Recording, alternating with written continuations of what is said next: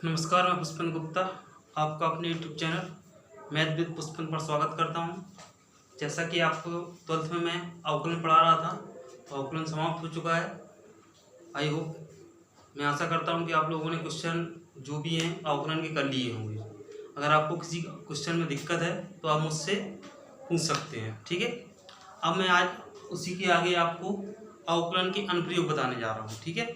तो अगर मैं बात करता हूँ कि अवकलन के अनुप्रयोग का मतलब क्या होता है, तो इसका अवकलन जब मैं पढ़ाना स्टार्ट किया था तब बताया था मैंने कि अवकलन का काम क्या होता है, किसी भी राशि का किसी दूसरी राशि के सापेक्ष दर ज्ञात करने को हम क्या कहते हैं, अवकलन कहते हैं। तो वही आपको यहाँ पे करना है।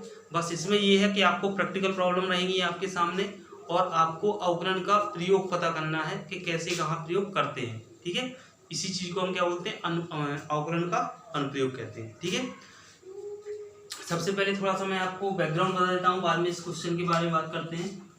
तो जैसे हमने अभी तक क्या पढ़ा है, कोई भी हमारे पास फलन दिया हो dy/dx हम निकाल लेते हैं। जैसे हमारे पास हम क्या करते थे, सभी क्वेश्चन में अवकलन निकालने में क्या किया है, dy/dx। मतलब क्या है यहाँ पे कि हमने y का x के सापेक्ष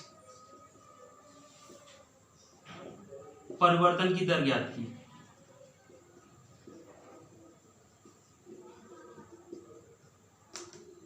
ठीक है। अब जो y था ज्ञात की है, जो y था वो कोई भी फलन हो सकता है।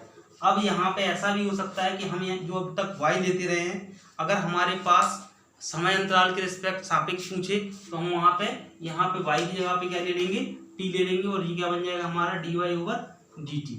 डिपेंड करेगा कि हमारा फंक्शन किसके पदों में दिया है, जिसके पदों में दिया होगा उसी के पदों के हिसाब से हम उसका अवकलन कराएंगे।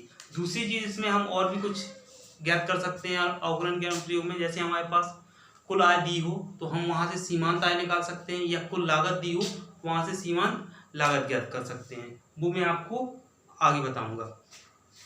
जैसे कि यहाँ पे क्वेश्चन दिया हुआ है, आप थोड़ा सा ध्यान दें। एक पत्थर एक झील में गिराया जाता है तथा लहरें 3.5 सेंटीमीटर की चाल से एक वृत्त में गति करती हैं, ठीक है। यदि उस समय जब वृत्ताकार लहर की त्रिज्या 7.5 सेंटीमीटर हो तो ज्ञात कीजिए कि घिरा हुआ क्षेत्रफल किस दर से बढ़ रहा है। अब एक बात समझिए आप कि कोई एक शांत जल हो, ठीक है।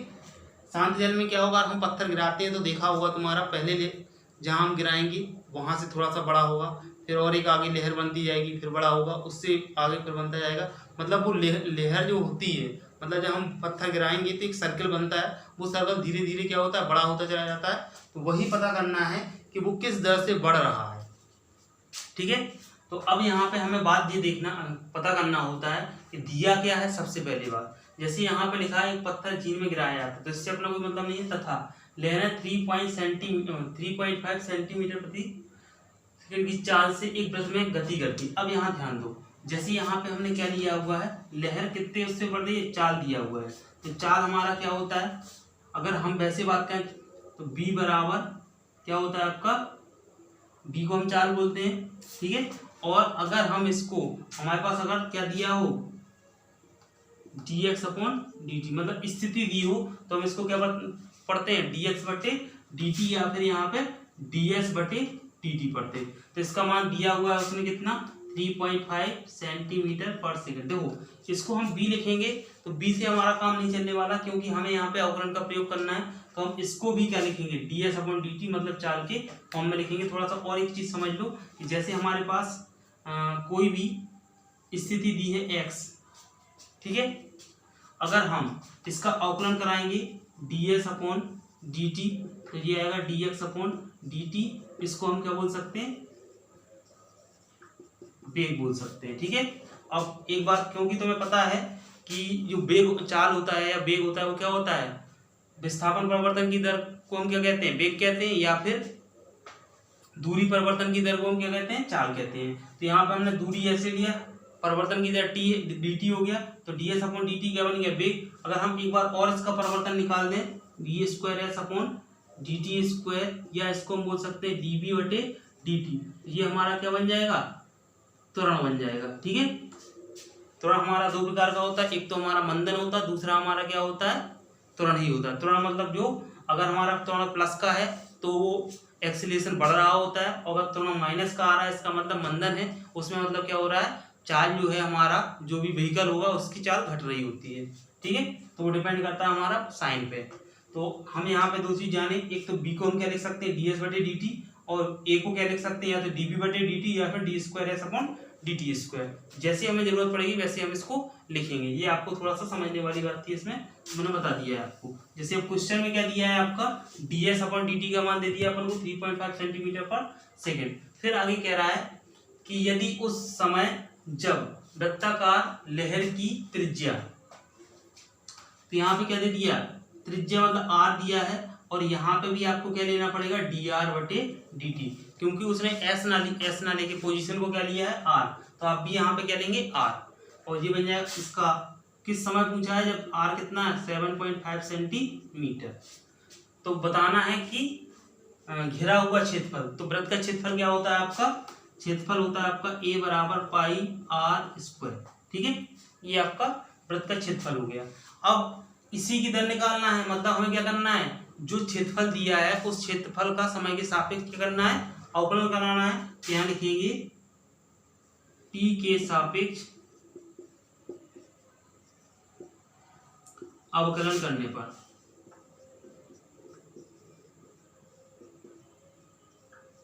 तो जैसे ही हम यहाँ देखेंगे टी के सापेक्ष अवकलन करा के, तो क्या बन जाएगा आपका, डी ए बटे डी टी बराबर पाई बाहर D upon D T R square.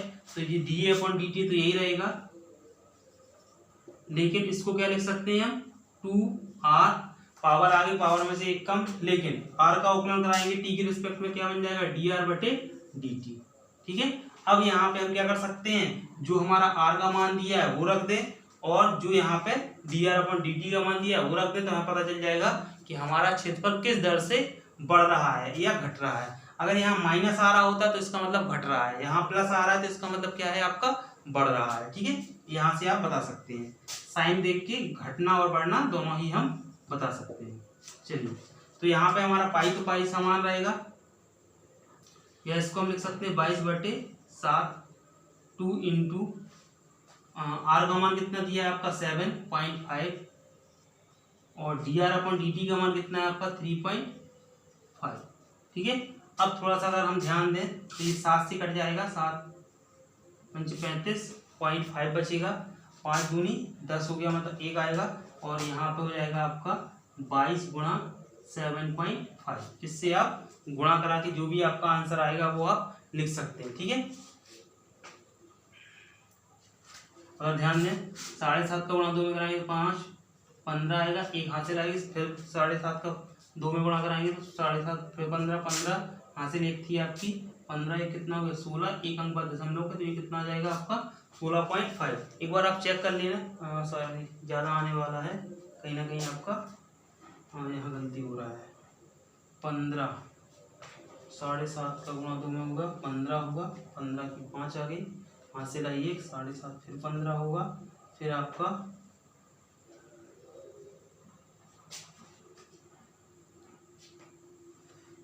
150 होगा, हाँ सॉरी 150 नहीं, 15 मतलब ये पॉइंट नहीं आएगा, सिर्फ इतना ही आ जाएगा, क्योंकि 7.5 से ही हम डायरेक्ट मल्टीप्लाई कराए तो पॉइंट का कोई यहाँ पे मात्र ही रहेगा, तो इसका मतलब कितना हो जाएगा आपका 165। फिर आप एक बार गुणा करा के देख लेना, गुणा भाग में गलती वो नहीं है, आप जो भी है कैलकुलेशन कर लेना इसका। ठीक है, बस आपको समझना मेन चीज ये है क्वेश्चन पर करना कैसे है, मतलब जो दिया जाएगा क्वेश्चन उसको आपको समझना है, क्या दिया है, गिवन डाटा लिख लिया, इसके बाद क्या पूछा है वो देख लिया, और इसके बाद जिसके रिस्पेक्ट में उसने पूछा है उसी के रिस्पेक्ट में हम क्या कर देंगे, अवकलन करा लेंगे। अवकलन यहाँ पे बहुत सिंपल होता है, कोई दिक्कत नहीं है, बस मेन चीज जो इसमें होता है वो इसमें डाटा पहचानना होता है, और डाटा अगर पहचान लिए तो फिर क्वेश्चन में कुछ खास होता नहीं है। ठीक है, चलिए और एक क्वेश्चन देखते हैं इसी के जैसा। थोड़ा सा इसमें क्वेश्चन लिखने में टाइम लगता है, तो मैं आपको क्वेश्चन लिखने में टाइम जाया नहीं करूँगा, क्योंकि वीडियो काफ़ी लंबा हो जाता है और देखने में लोगों को काफ़ी परेशानी होती है। मैं देख रहा हूँ कि वाचिंग टाइम जो होता है बहुत कम आता है, बच्चे देखते नहीं मुझे लग रहा है, तो उससे कोई फ़ायदा भी नहीं है।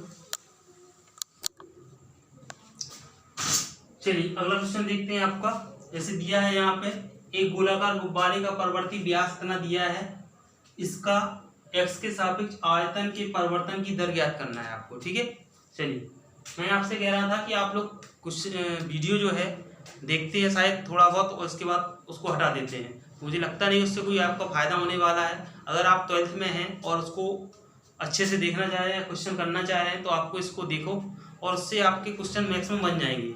अगर नहीं बनते हैं आप मुझसे पूछें, लेकिन अगर आप देखेंगे नहीं, शुरुआत से ही छोड़ देंगे थोड़ा बहुत देख के, तो उससे आपको कोई बेनिफिट नहीं होने वाला है। अगर वीडियो को आप देख रहे हैं तो कंप्लीट वीडियो देखा करें, उससे आपको काफ़ी क्वेश्चन तो यहाँ क्लियर हो जाएंगे और उस टाइप के जितने क्वेश्चन और होंगे वो भी आपके क्लियर हो जाएंगे। ठीक है, और अगर आप देखेंगे नहीं या व्यूज़ कम आएंगे तो बनाने में भी कोई खास इंटरेस्ट नहीं रहेगा और धीरे धीरे मैं भी क्या कर दूंगा, आपके हिसाब से छोड़ दूंगा। लेकिन अगर मैं मेहनत कर रहा हूँ तो आपको देखने में मेरे हिसाब से कोई हर्ज नहीं होना चाहिए। ठीक है, चलिए अब यहाँ देखते हैं कि दिया एक गोलाकार गुब्बारे का परिवर्ती व्यास इतना है, इसका x के सापेक्ष आयतन में परिवर्तन की दर ज्ञात करना है। तो अगर आपको सबसे पहले काम दे, यहाँ क्या दिया है, आपका गोले का व्यास दे दिया, तो व्यास को हम लिख सकते हैं d बराबर 3/2 2x + 3, ये दिया हुआ है। ठीक है, अब अगर आप थोड़ा सा ध्यान दें तो यहाँ पे आयतन की परिवर्तन की दर पूछा है। तो आयतन क्या होता है, तो अगर हम बात करें गोले का आयतन, गोले का आयतन क्या होता है 4/3 πr3। ठीक है, यहाँ पे r है, यहाँ पे व्यास दिया है, तो इसको हम व्यास को त्रिज्या बदल देंगे। r बराबर हमारा क्या बन जाएगा 3/4 2x + 3। कोई दिक्कत भाई, आधा करना है तो आधा करने के 2 से भाग देंगे, तो 3/2 पहले से ही है, 2 का और भाग देंगे तो 3/4 हो जाएगा। अब यहाँ पे हम लिख सकते हैं कि b बराबर 4/3 पाई, r का वैल्यू कितना है 3/4 × 2x + 3 का होल क्यूब। ठीक है, थोड़ा सा इसको कैलकुलेट कर लेते हैं, तो 4/3 पाई ये बन जाएगा आपका 3 × 3 = 27 और ये बन जाएगा 4 × 16 = 64 × 2x + 3 की पावर 3। इसको हम काट सकते हैं, 9 बार जाएगा और इसको काटेंगे तो ये 16 बार जाएगा। मतलब हमारा ये बन जाएगा b बराबर 9π/16 × 2x + 3 का क्यूब बन जाएगा आपका। कोई दिक्कत? ठीक है, चलिए अब इसमें हमें क्या पूछा उसने, x के सापेक्ष आयतन में परिवर्तन की दर। तो हमें क्या करना है, यहाँ पे लिखेंगे x के सापेक्ष अवकलन करने पर, तो इसका अवकलन आपका क्या हो जाएगा dv/dx बराबर 9π/16 क्या है, कांस्टेंट है, बाहर आ जाएगा, d/dx और ये क्या है 2x + 3 की पावर 3। इसका अवकलन करते हैं, देखें अवकलन क्या हो जाएगा, पावर आगे, पावर में से एक कम, dv/dx बराबर 9π/16 इंटू क्या हो जाएगा 3 और पावर में से एक कम करेंगे, तो एक कम करेंगे तो कितना बन जाएगा 2x + 3 की पावर 2 हो जाएगा। अब लेकिन इसके फलन के अंदर फलन है तो इसका अंदर वाले का अवकलन कराएंगे तो 2x का अवकलन 2 और 3 का अवकलन 0, तो इसमें क्या हो जाएगा × 2 आ जाएगा, 2 से ये और एक बार कट जाएगा तो यहाँ कितने बार जाएगा 8। मतलब हमारा dv/dx जो आएगा वो आएगा 9 × 27 π/8 × 2x + 3 का होल स्क्वायर। ये आपका क्या हो जाएगा आयतन में परिवर्तन की दर मालूम चल जाएगा कि इस दर से हमारा आयतन क्या हो रहा है, परिवर्तित हो रहा है, जो भी आपका व्यास दिया हुआ है उसके सापेक्ष। ठीक है, कोई दिक्कत? अगर आपको दिक्कत आती भी है तो आप एक काम कर सकते हैं, इसको दोबारा से वीडियो को थोड़ा बैक कर लिया कर, फिर वहीं से क्वेश्चन जहाँ से स्टार्ट हो रहा है उसको देखेंगे तो आपको आसानी से समझ में आ जाएगा। ठीक है, चलिए और एक क्वेश्चन करते हैं।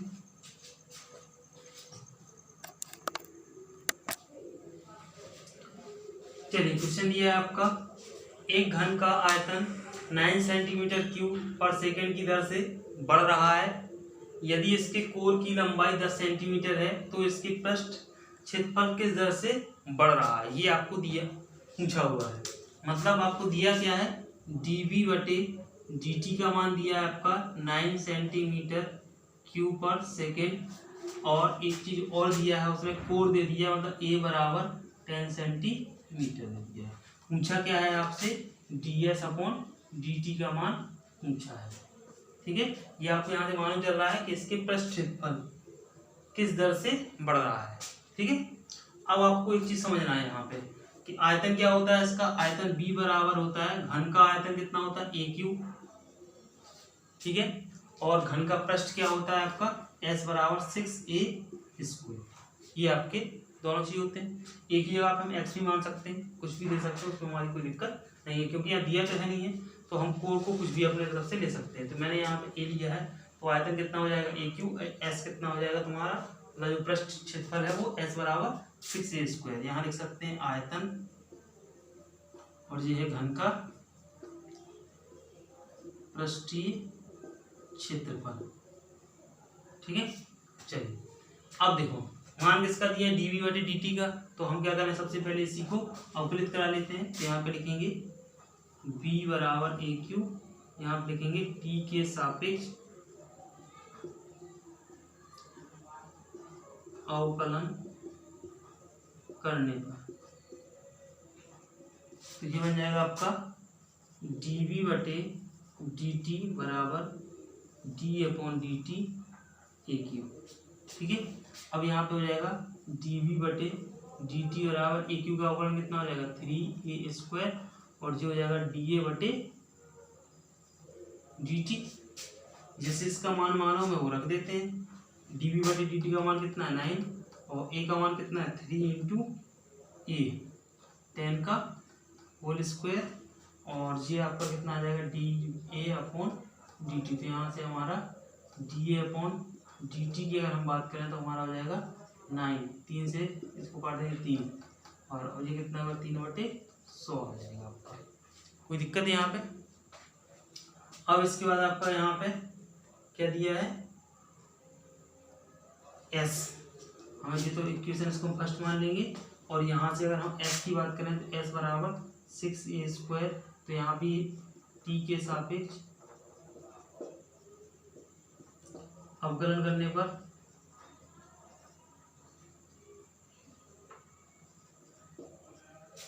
तो ये बन जाएगा आपका ds/dt बराबर 6 बार d/dt a², ठीक है। अब मैं इसको इस साइड से हटा देता हूँ,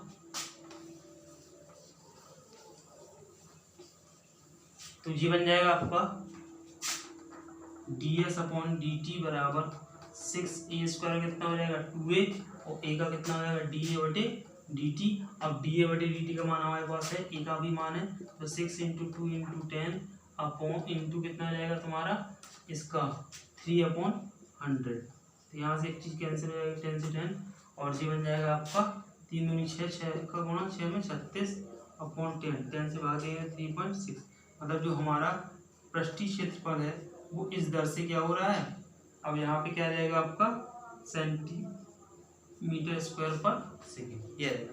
जब आपको अगर यूनिट दिया है तो आपको यूनिट लिखना भी क्या है कंपलसरी जरूरी है, क्योंकि यूनिट का भी नंबर आपका काउंट हो करता है। अगर आपका 5 नंबर है तो मान के चलिए 1 नंबर आपका यूनिट का ही रहेगा। अगर यहाँ यूनिट लिखी है आपने आंसर में यूनिट नहीं लिखी, ये मान के चलिए आपका 1 नंबर तो डेफिनेटली कम हो गया है, ठीक है। इस चीज़ों पर थोड़ा ध्यान दिया करें, कैलकुलेशन और साथ साथ फॉर्मूले और जो भी आपका आंसर है आंसर में यूनिट का लिखना, ये सब चीज़ें ध्यान रखनी होती हैं, ठीक है। मैथ है लेकिन कहीं कहीं इसमें भी ज़रूरत पड़ती है आपको यूनिट का, इस चीज़ को आप ध्यान रखेंगे। जितना इम्पोर्टेंस आपका फिजिक्स में यूनिट का है उतना ही इम्पोर्टेंस यहाँ पे भी है, ठीक है।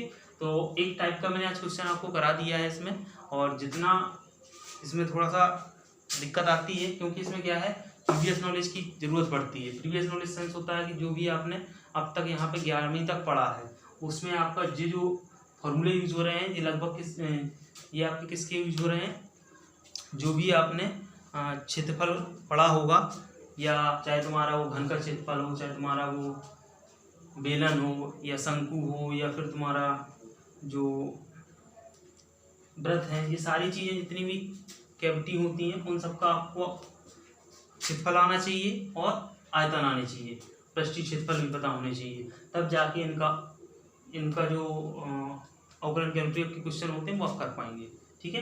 क्योंकि इसमें कहीं भी किसी भी फॉर्मूले का प्रयोग हो सकता है, क्योंकि इसमें जरूर अवकलन अकेले का काम नहीं है। अवकलन तो बहुत आसान होता है, इसमें अवकलन के अलावा इसमें फॉर्मूले काफ़ी होते हैं, उन फॉर्मूले को थोड़ा सा ध्यान में रख के चलना पड़ता है, ठीक है। तो धन्यवाद आज के लिए। आज अब देखिए वीडियो, एक बार 2 बार अगर दिक्कत आती है तो आप और मुझसे पूछ सकते हैं। इसके बाद आप क्वेश्चन कीजिए तो आपके डेफिनेट क्वेश्चन आपके हो जाएंगे। ठीक है, धन्यवाद।